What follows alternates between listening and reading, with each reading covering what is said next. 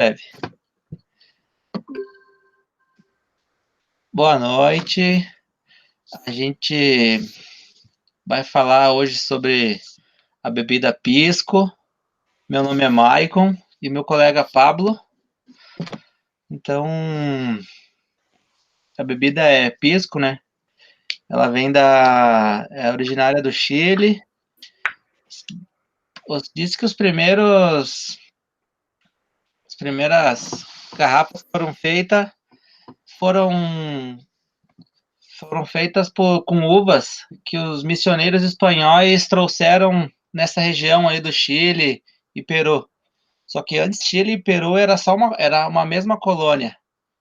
Então não existia Chile e Peru, era uma colônia só. E ali foram plantadas próximas às igrejas, onde tinha um terroir perfeito para essas castas, que eram.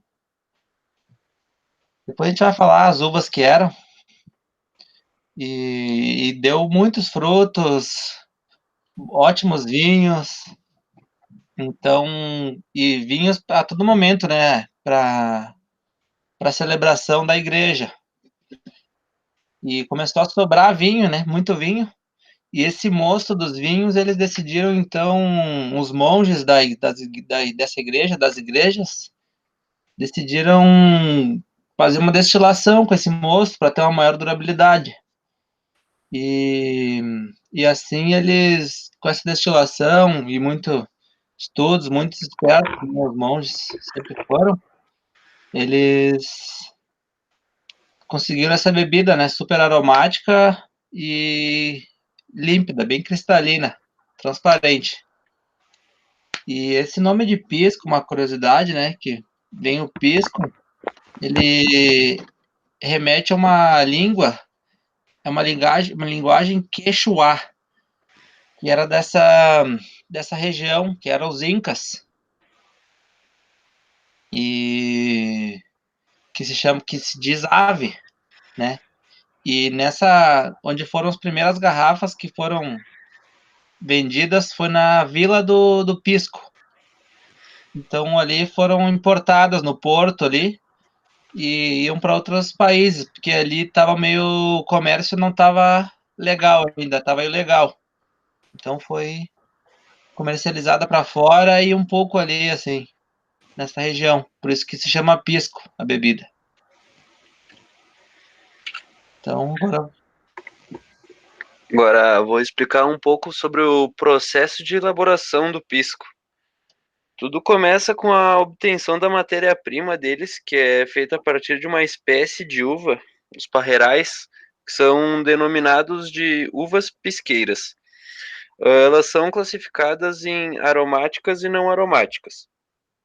A fermentação do pisco, ela acontece na incubação, e antigamente ela era feita em ânforas de cerâmicas, que são esses baldes aqui embaixo. Eles eram enterrados no chão antigamente para ter uma maior durabilidade. Atualmente acontece a fermentação em cubas de inox, onde a glicose das uvas se transforma em etanol. A destilação é direta e descontínua, que resulta em uma calda, quer dizer, resulta em uma separação inicial de cabeça que é de 5 a 10%. No coração, a fração é de 70 a 80%, e na cauda, o produto separado dá de 10 a 15%. Por lei, todos devem ter repouso de no mínimo 60 dias em tanque de aço inox ou madeira. Já os envelhecidos, eles devem ficar no mínimo 6 meses em repouso para levar no rótulo termo de guarda, e 1 ano termo de envelhecido. E ele fica em repouso na garrafa de 2 a 4 meses. e de acordo com a legislação brasileira, o pisco é uma bebida definida como destilado, né? Destilado de uvas.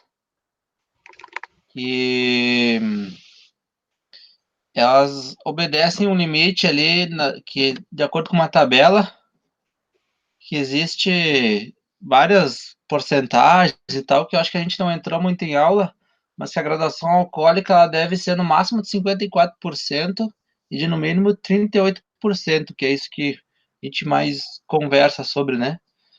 E no país de origem, que é o Chile ali, Chile, a graduação alcoólica 50%